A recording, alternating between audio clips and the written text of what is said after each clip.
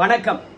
என்ன செய்தியை பார்க்க போறோம்னு கேட்டீங்கன்னா, உதயநிதி ஸ்டாலின் அவர்கள் இன்னைக்கு விடுதலை ஆவதில் சிக்கல், பிளானை மாற்றிய காவல்துறை, கதறி அழுத ஸ்டாலின் மற்றும் துர்கா ஸ்டாலின், கவலை தோய்ந்த முகத்துடன் வாயிற்படியை எதிர்பார்த்து காத்திருக்கும் கிருத்திகா உதயநிதி மற்றும் இன்பன் நிதி. என்ன நடக்கிறது, காவல்துறை என்ன பிளானை மாற்றிருக்காங்க அப்படின்ற விஷயம் தான் முதல் செய்திங்க. நம்ம உதயநிதி ஸ்டாலின் அவருடைய பேச்சை நிறைய அரசியல் கட்சி தலைவர்கள் கண்டித்திருக்கின்றார்கள். இரண்டாவது, கைது செய்திருப்பதையும் கண்டித்திருக்கின்றார்கள். ஆனா தமிழ்நாட்டில் ஒரே ஒரு அரசியல் கட்சி தலைவர் மட்டும் உதயநிதி ஸ்டாலின் கைதை வரவேற்றிருக்கின்றார். இரண்டாவது, கைது செய்த அரசுக்கு நன்றியும் தெரிவித்திருக்கின்றார். அப்பேற்பட்ட தலைவர் யார் அப்படின்னு பார்க்கும்பொழுது, திமுக காரங்க சொல்றாங்க, நாங்க 9 வருஷமா பாம்புக்கு பால் வார்த்து விட்டோம், அதனுடைய நச்சுத்தன்மையை, அதனுடைய குணத்தை இன்னைக்கு தான் பார்க்கிறோம் அப்படின்னு கமெண்ட்ஸ் போட்டுட்டு இருக்காங்க. அந்த தலைவர் யாருன்னு தெரிந்தா கீழே நீங்க கமெண்ட் பண்ணுங்க. வீடியோவில் நான் விரிவாக அவரை பற்றி பேசுகின்றேன். அது மட்டும் கிடையாது, நம்ம உதயநிதி ஸ்டாலின் அவர்களுடைய கைதிலிருந்து விடுதலை ஆகிற வரைக்கும் ஒட்டுமொத்த தொகுப்பாக இந்த வீடியோ இருக்க போது. அதனால ஸ்கிப் பண்ணாத பாருங்க. அதோட உங்ககிட்ட வேண்டுகோள், வழக்கமாக நம்ம சேனலை இதுவரைக்கும் சப்ஸ்கிரைப் பண்ணலையா அப்படின்னா சப்ஸ்கிரைப் பண்ணிக்கங்க, கொஞ்சம் சப்போர்ட் பண்ணுங்க. முதல்ல உதயநிதி ஸ்டாலின் அவர்களை காலையில கைது செய்வதற்காக காவல்துறை வந்துட்டாங்க. கழிவறையில் இருக்கின்றார் என்று சொன்னாங்க. காவல்துறை காத்திருந்தது. பிறகு வீட்டுக்குள்ளேயே போயிட்டாங்க. அங்க ஏகப்பட்ட திமுக உடன்பிறப்புகளும் வீட்டு உரிமையாளர்களும். பிறகு காவல்துறை இடத்துல ஒட்டுமொத்த டிஸ்கஷனும் நடந்துகிட்டே இருந்தது. அதற்குள்ளாக திமுக உடன்பிறப்புகள் நீதிமன்றத்தை நாடினார்கள். நீதிமன்றமானது வாய்வழி உத்தரவை பிறப்பித்தது. உதயநிதி ஸ்டாலின் அவருடைய வழக்கை 12 மணிக்கு நான் விசாரிக்கின்றேன், அதுவரைக்கும் கைது செய்யக்கூடாது என்ற வாய்மொழி உத்தரவு. ஆனா அந்த வாய்மொழி உத்தரவு வந்து சேர்வதற்குள்ளாக உதயநிதி ஸ்டாலின் அவர்களை கைது செய்து விட்டோம் அப்படின்னு காவல்துறை கைவிரித்தது. உடனடியாக முன்ஜாமீன் கேட்க போகின்றோம் அப்படின்னு காவல்துறை இடத்துல திமுகவினர் சொன்னாங்க. முன்ஜாமீன் கிடைக்கிற வரைக்கும் கைது பண்ணக்கூடாதுன்னு சொன்னாங்க. என்னங்க நீங்களா, நாங்க ஏற்கனவே கைது பண்ணிட்டுன்னு சொல்றோம், அப்புறம் முன்ஜாமீன் சொல்றீங்க, அதனால ஜாமீன் கேட்டு வாங்கிட்டு வாங்க அப்படின்னு சொன்னாங்க. உடனடியாக திமுக பொறுத்த வரைக்கும் நீதிமன்றத்தை மீண்டும் நாடி ஜாமீன் கேட்டாங்க. உதயநிதி ஸ்டாலினுடைய வழக்கு தன்மையை பற்றி நம்முடைய நீதியரசர் இளந்திரையன் அவர்கள் கேட்டு தெரிந்து கொண்டார். அதுக்கு உதயநிதி ஸ்டாலின் தரப்புல என்ன சொல்லப்படுதுன்னு கேட்டீங்கன்னா, தனிப்பட்ட ரீதியில எந்த ஒரு மகளிரையும் நான் ஆபாசமாக பேசல, இரட்டை அர்த்தங்கள் கொண்ட எந்த சொல்லும் சொல்லவே இல்லை. இது அரசியல் பழிவாங்குகின்ற நிகழ்வு. நான் எதிர்கட்சி தலைவர், நாளைக்கு சட்டமன்ற நிகழ்வு, எதிர்கட்சி தலைவர் இல்லாத ஒரு சட்டமன்றத்தை நடத்தணும்னு பாக்குறாங்க. இது அரசியல் பழிவாங்குதல் என்று வேற ஒண்ணுமே கிடையாது. இணையதளத்துல தப்பா அரசியல் கட்சி தலைவர்கள் நான் ஆபாசமா பேசிதான் சொல்றாங்க, அந்த வீடியோவா பாருங்க அப்படின்னு வீடியோவை காட்டி, பிறகு இதுல ஒன்றும் பெருசா ஆபாசம் இருப்பது போல தெரியலையே, எதற்காக உதயநிதி ஸ்டாலின் அவர்களை கைது பண்றீங்க அப்படின்னு அரசு வழக்கறிஞர்கிட்ட கேட்க, அரசு வழக்கறிஞரை பொறுத்த வரைக்கும் இல்லைங்க, நிறைய வழக்குகள் உதயநிதி ஸ்டாலின் மீது கொடுத்துட்டாங்க. அந்த வழக்கின் அடிப்படையில் நாங்கள் உதயநிதி ஸ்டாலின் அவர்களை தஞ்சாவூர்ல வைத்து விசாரித்து விட்டு விடுதலை தான் செய்ய போகின்றோம் அப்படின்னு அரசு வழக்கறிஞர் சொன்னாரு. நீதியரசர்களை பொறுத்த வரைக்கும், ஏப்பா உதயநிதி, உன்னை விடுதலை செய்ய போறாங்களாம், ஆனா இந்த வழக்கு தொடர்பாக எப்பொழுது விசாரணைக்கு அழைத்தாலும் சரி நீங்க ரெடியா வந்துடணும், இல்லைன்னு வச்சுங்களேன் அப்புறம் கைது தான் அப்படின்னு சொன்னாங்க. எப்பேற்பட்ட விசாரணையா இருந்தாலும் சரி, எந்த வழக்கா இருந்தாலும் சரி, நேரடியா எதிர்கொள்வதுதான் எங்களுடைய வாடிக்கை, அதனால விசாரணைக்கு ஆஜராகின்றேன்னு சொன்னாங்க. அதனால இன்னைக்கே உதயநிதி ஸ்டாலின் அவர்களை விடுதலை செய்ய வேண்டும் அப்படின்னாங்க. உடனடியாக நம்ம உதயநிதி ஸ்டாலின் அவர்களை ஏற்றிக்கொண்டு தஞ்சாவூர் கிழக்கு காவல் நிலையத்துக்கு போய்கிட்டு இருக்கிறாங்க. ஆனா அங்கதான் பெரிய ட்விஸ்ட். இப்போ உதயநிதி ஸ்டாலின் இருக்காரு இல்லையா, அவருக்கு தங்களுடைய விசுவாசத்தை காட்டணும், கட்சி மீது வைத்திருக்கின்ற பேரன்பை காட்ட வேண்டும். அதனால உடன்பிறப்புகளை பொறுத்த வரைக்கும் நம்ம உதயநிதி ஸ்டாலின் அவருடைய வாகனத்தை மறிப்பது, போராட்டம் நடத்துவது, தர்ணாவில் ஈடுபடுவது, காவல்துறையை தாக்குவது, மருத்துவமனைக்கு போகின்ற பொதுமக்களை தாக்குவது, காவல்துறையினர் பேரிகார்டை வச்சு தடுத்தா பேரிகார்டை உடைப்பது, காவல்துறைகள் மிரட்டுறாங்கன்னு சொல்லிவிட்டு காவல்துறையை அடிப்பது, இப்படி திமுக உடன்பிறப்புகளுடைய அட்ராசிட்டி அதிகரித்து போச்சு. அதனால உதயநிதி ஸ்டாலினுடைய வாகனம் இருக்குல்ல, அது நகருவதே கஷ்டமா இருக்குது. இந்த வீடியோ எடுக்கின்ற பொழுது கூட நம்ம உதயநிதி ஸ்டாலின் அவர்களை பொறுத்த வரைக்கும் தஞ்சையை போய் அடையவே இல்லை. கிழக்கு காவல் நிலையமானது நம்முடைய உதயநிதி ஸ்டாலின் அவர்களை விசாரிப்பதற்காக தயாராகி கொண்டிருக்குது.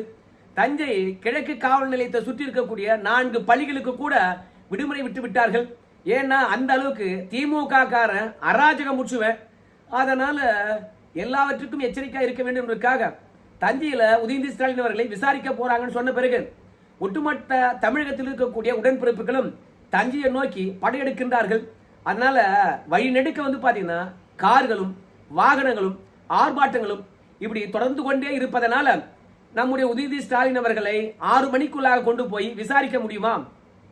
6 மணிக்குள்ள கொண்டு போக முடியலன்னா எப்போ போய் தஞ்சாவூருடைய கிழக்கு காவல் நிலையத்தில் நம்ம உதயநிதி ஸ்டாலின் அவர்களை விசாரிப்பது?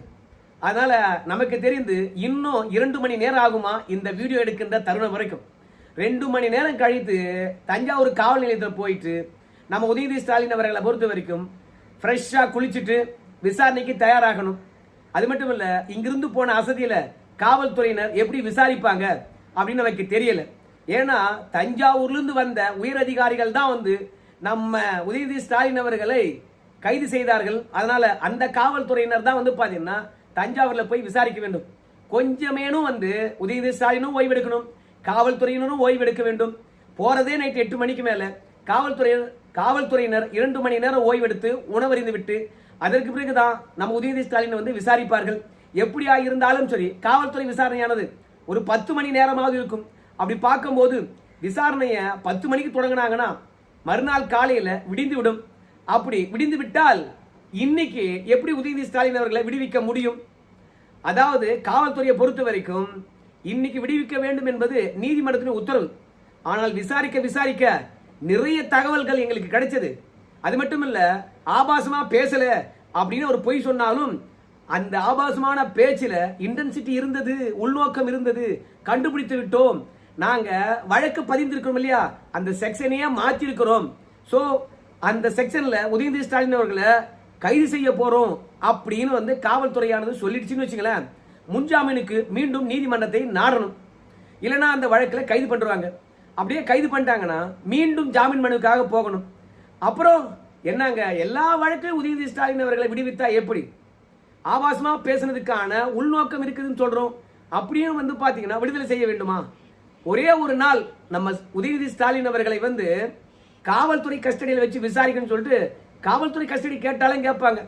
அதனால நம்ம உதயநிதி ஸ்டாலின் அவர்கள் சரியான நேரத்துக்கு தஞ்சாவூர் போய் சேர்வதற்கு திமுக காரங்களே தடையா இருந்துட்டாங்க. ஒருவேளை 4 மணிக்கெல்லாம் தஞ்சாவூர்ல போய் விசாரிக்கப்பட்டு விட்டார் என்றால் 8 மணிக்கெல்லாம் விடுதலை ஆயிருப்பார். ஆனா போய் சேரதே 8 மணி ஆகுமா? இப்ப கூட பிரேக்கிங் நியூஸ் தான் போட்டுட்டு இருக்கிறாங்க. அதனால நம்ம உதயநிதி ஸ்டாலின் அவர்கள் தொடர்ந்து விசாரிக்கப்படுவார். மறுநாள் காலையில தான் கண்டிப்பா விடுதலை ஆவதற்கான வாய்ப்பு இருக்குது. உதயநிதி ஸ்டாலினை பொறுத்த வரைக்கும் காலையில 7 மணிலிருந்து மறுநாள் காலையில 7 மணி வரைக்கும் கண்ணு முழிக்கணும். 1. 2வது வாகன பயணம் 10 மணி நேரத்துக்கு மேலாக வாகனத்திலே இருக்கிறார். காலையில 10 மணிக்கு ஏத்துனாங்க, நைட்டு 10 மணி வரைக்கும் நீதிமன்றம், பிறகு தஞ்சை என்று சொல்லிட்டு அவரை வாகனத்திலே வச்சு சுத்துறாங்க. நமக்கு தெரிந்து விக்கிரவாண்டி என்று நினைக்கின்றேன். அங்கதான் ஒலக்கூர்ல நம்ம உதயநிதி ஸ்டாலின் அவர்கள் சாப்பிட்டாரு, கொஞ்ச நேரம் ஓய்வெடுத்தாரு, பாத்ரூமும் போனார்னு சொன்னாங்க. அதற்கு பிறகு தொடர் பயணங்கள். நம்ம உதயநிதி ஸ்டாலினை பொறுத்த வரைக்கும் இந்த அலுப்பு அது மட்டும் கிடையாது, காவல்துறையின மிரட்டல், உருட்டல் இவற்றையெல்லாம் தாங்கிக்கிட்டு உதயநிதி ஸ்டாலினுடைய உடம்பு எப்படி இருக்குன்னு தெரியாது. விசாரணைக்கு பிறகு வீட்டில் படுப்பாரா இல்ல சட்டமன்றம் போவாரா? நிச்சயமாக ராஜா விட்டு கண்ணுக்குட்டி மாதிரி வாழ்ந்த உதயநிதி ஸ்டாலின் அவர்கள் எங்க விடுதலை ஆனாலும் நாளைக்கே பட்ஜெட் கூட்டத்தொடரில் போய் கலந்து கொள்வது கண்டிப்பா ஓய்வெடுப்பார் என்பதில் மாற்று கருத்தே கிடையாது. உடல்நிலை பலவீனம் அடையும், பலவீனத்தை போக்குக் கொள்வதற்கு 2 நாள் மட்டம் போட்டாலும் போடுவாரு. அதனால சட்டமன்றத்தில் நாளைக்கு பிரசன்ஸ் ஆக மாட்டார்னு சொல்றாங்க. இதற்கிடையில உதயநிதி ஸ்டாலின் அவர்கள் இன்னைக்கு விடுதலை ஆக மாட்டார் என்ற விஷயமானது ஸ்டாலின் அவருக்கு தெரிஞ்சு போச்சு போல இருக்குது. உடனடியாக கண்டித்து ஒரு அறிக்கையை வெளியிட்டு விட்டாரு. என்ன அறிக்கை என்று பார்க்கும்போது, உதயநிதி ஸ்டாலின் அவர்கள் தவறாவே பேச மாட்டாருப்பா. பல தலைவர்கள் உதயநிதி ஸ்டாலின் அவர்கள் கைதானதுக்கு கண்டனத்தை பதிவு செய்திருக்கின்றார்கள். அவர்களுக்கெல்லாம் என்னுடைய நன்றியை தெரிவித்துக் கொள்கின்றேன். ஆனா உதயநிதி ஸ்டாலின் அவர்கள் ஏதோ பெண்ணை தவறா பேசிட்டார் என்று தவறா புரிந்து கொண்டிருக்கின்றீர்கள். அப்படி உதயநிதி ஸ்டாலின் அவர்கள் வந்து தவறா பேசினார் என்றால் உடனடியாக மன்னிப்பு கேட்கக்கூடியவராக இருக்கிறார் நம் உதயநிதி ஸ்டாலின். இந்த தமிழக வெற்றி கழகத்தினுடைய ஆட்சியானது முழுவதுமாக தோல்வி அடைந்திருக்குது. தஞ்சையில் எதற்காக ஆர்ப்பாட்டம் நடத்தினாரு? விவசாயிகளுடைய வேண்டுகோள் உண்மைதானுங்களே. அதே மாதிரியே கொடுத்த வாக்குறுதியை நிறைவேற்றவில்லை. காவிரியில தண்ணி வந்ததா? மேகதாதனை கட்டுறதை தடுத்து நிறுத்துவதற்கு இந்த அரசாங்கத்தினால முடியல. இப்படி வக்கில்லாத அரசாங்கமானது உதயநிதி ஸ்டாலின் அவர்கள் பாயிண்ட் பை பாயிண்டா போட்டு கேள்வி மேல கேள்வி கேட்டனால டென்ஷன் ஆயிட்டாங்க. அதனால தான் பேசாத ஒன்றை பேசுனதாக சொல்லி உதயநிதி ஸ்டாலின் அவர்களை கைது செய்திருக்கின்றார்கள். ஆணவம் அழிவுக்கு வழிவகுக்கும், தொடர் ஆணவம் அழிவை விரைவுபடுத்தும் அப்படின்னு சொல்லிட்டு ஒரு எதிர்கட்சி தலைவர் நாளைக்கு சட்டமன்றம் வரணும். எதிர்கட்சி தலைவர் இல்லாமலேயே நீங்க வந்து பட்ஜெட் கூட்டத்தொடர் நடத்தணும்னு சொல்லிட்டு ஆசைப்படுறீங்களா அப்படின்னு சொல்லிவிட்டு நம்ம ஸ்டாலின் அவர்களை பொறுத்த வரைக்கும் இந்த தவேக அரசாங்கம் பொறுப்பேற்றிலிருந்து என்னென்ன பிரச்சனை எல்லாம் சந்தித்து இருக்கிறதோ அத்தனையும் பட்டியலிட்டு இருக்கின்றார். மொத்தத்துல நீதி வென்றது அப்படின்னு சொல்லியிருக்கின்றார். காலையில தமிழக வெற்றி கழகத்துக்காரங்க வந்து எல்லாருக்கும் ஸ்வீட் கொடுத்தாங்க. எதுக்கு? உதயநிதி ஸ்டாலின் அவர்கள் கைதானதுக்கு. ஆனா ஒரு 4 மணிக்கு பார்த்தா நம்ம RS பாரதி அவர்கள் வந்து எல்லாருக்கும் ஸ்வீட் கொடுத்துட்டு இருக்காரு. நாயா இது அப்படின்னு பார்த்தா இன்னைக்கே உதயநிதி ஸ்டாலின் அவர்களை விடுதலை செய்ய வேண்டும் என்று சொல்லி போட்டாங்களாம். நீதி வென்றது அப்படின்னு பேட்டியளிச்சிட்டு அவர் போனார். காலையில என்ன சொன்னார் தெரியுமா? திரிஷா என்ன பிரதமரே என்ன, அவரை விமர்சிக்க கூடாதா என்ன? பொது வாழ்க்கைக்கு வந்தா இந்த விமர்சனம் கூட ஏற்றுக்கொள்ள முடியாதா? அவ்வளோ பெரிய சப்ஜெக்டா அந்த சப்ஜெக்ட். அதனால திமுக காரன் மேடை போட்டு இறங்கினான்னு வச்சுங்களேன், நாறு நாரா கிழிச்சிடுவோம். இது வரைக்கும் நம்ம அரசியல் உலகத்துக்கு தெரியாத பல விஷயங்களை அந்த திரிஷா பற்றியான விஷயத்தை ஒட்டுமொத்தமா வெளியே கொண்டு வந்துடும். திரிஷாவுக்காக தானே இந்த கைது. திரிஷா என்ன இந்த தமிழக அரசாங்கத்துல என்ன பதவியில் இருக்காங்க அப்படின்னு சொல்லிவிட்டு திரிஷாவுக்காக தான் இந்த கைது என்று சொல்றாங்க. ஆனா ஒரு செய்தி கிளிப்பை பார்த்தேன். திமுகவினரை பொறுத்த வரைக்கும் இன்னைக்கு முதலமைச்சரையும் திரிஷாவும் தொடர்புபடுத்தி பேசுகின்ற போதே அமைதியா இருந்துட்டாரு. அடுத்தவங்க பேசும்போது நடவடிக்கை எடுப்பாரா அப்படின்னு சந்தேகம் வரக்கூடாது. என்ன ஆனாலும் பரவாயில்ல, கைது பண்றா பாத்துக்கலாம் அப்படின்னு உத்தரவிட்டாராம். அதனால்தான் திரிஷா பற்றியான ஆபாச பேச்சுக்கு அதிரடியாக கைது அரங்கேறிச்சு அப்படின்னு சொல்றாங்க. இன்னும் நிறைய பேர் என்ன சொல்றாங்க கேட்டீங்கன்னா, நம்ம உதயநிதி ஸ்டாலின் அவர்கள் விஜய் அவர்களை தனிப்பட்ட முறையில இப்பதான விமர்சிக்கிறாரு. ஏற்கனவே செங்கல்பட்டில் கணவனை தேடும் மனைவி அப்படின்னு பதிவிட்டு இருந்தாரு. சோ அந்த தருணம் எல்லாம் வந்து நம்ம விஜய் அவர்கள் நடவடிக்கை எடுக்கலையே, நீதிமன்றத்துக்கு போகலையே, புகார் அளிக்கலையே.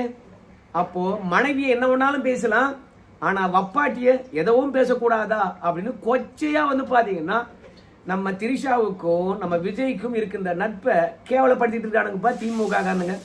இதெல்லாம் வச்சு பார்க்கும்போது தான் நம்ம வைகோ அவர்கள் வந்து ஜென்டில்மேன் என்று எண்ணம் தோன்றுகிறது. அவர் தான் யாகாவாராயினும் நாகாக்க காவாக்கல் சோகாப்பர் சொல்லியிருக்கப்பட்டு, அதனால உதயநிதி ஸ்டாலின் அவர்கள் கைது பண்ணதுக்கு நான் வாழ்த்து தெரிவிக்கின்றேன் என்று சொல்லி இருக்கின்றார். மற்ற தலைவர்களை பொறுத்த வரைக்கும் அப்படியே கடந்து போய் விட்டார்கள். தொல் திருமாவளவனிலிருந்து பே சண்முகம் வரைக்கும் எல்லாருமே வந்து நம்ம உதயநிதி ஸ்டாலினுடைய கைதை கண்டித்தார்கள். ஆனா உதயநிதி ஸ்டாலின் அவர்கள் பேசுறது தப்புன்னு சொன்னாங்க. ஆனா வைகோ அவர்கள் மட்டும்தான் கைது பண்ணதும் சரி, அதனால விஜய் அவர்களுக்கு வாழ்த்து தெரிவித்திருக்கின்றார். அது மட்டும் இல்ல, அதிமுகவினர் விஜய் அவர்களை பயங்கரமா விமர்சனம் பண்றாங்க. நீ ஜெயலலிதா மாதிரி உருவெடுக்க வேண்டும் என்று நினைச்ச பாவா, ஆனா அது புஷ்னு போயிச்சே பாவா அப்படின்னு சொல்ற மாதிரி தான் இருக்கிறது. திமுகவை அதிமுக காரனாலே தொட்டு பார்க்க முடியாது. அந்த காலத்துல அடிக்கடி அதிமுக காரன் தான் சிறைக்கு போவானே அன்றி திமுக காரன் சிறைக்கு போக மாட்டான். அதனால அரசியல் அனுபவம் இல்லாம விஜய் அவர்கள் திமுக காரனை தொட்டது அவருக்கு தான் கெட்ட பேரு அப்படின்னு சொல்றாங்கப்பா. ஏன்னா திமுக காரன் பண்ணாத ஊழல் இருக்காது, பேசாத ஆபாச வார்த்தை இருக்காது. ஆனா அவங்க சொல்ற ஒரே விட என்ன தெரியுமா? தப்புனா நீதிமன்றம் தண்டிச்சிருக்காது, நாங்க ஊழல் பண்ணா நாங்க சிறைக்கு போயிருக்க மாட்டோம், அதனால தப்பாவும் பேசல, நாங்க ஊழலும் பண்ணல போயா அப்படின்னு சொல்லக்கூடிய வகையறாக்கள் தான். ஏன்னா தண்டனை அவங்களால பெறவே முடியாது. காரணம் திமுகவில் வழக்கறிஞர் அணியானது செம வெயிட், அதெல்லாம் தப்பிச்சுக்கிட்டே இருக்கிறாங்க. நிர்மல்குமார் அவர்களை பொறுத்த வரைக்கும், ஏன்பா உதயநிதி ஸ்டாலின் அவர்கள் சட்டமன்றம் வருவதற்கே தகுதியற்றவர், இப்பேற்பட்ட மனிதன் உள்ளத்துக்குள்ள இவ்வளவு வன்மம் கொண்டவன் எதுக்கு சட்டமன்றம் வரணும்? வராம இருப்பதே நல்லது.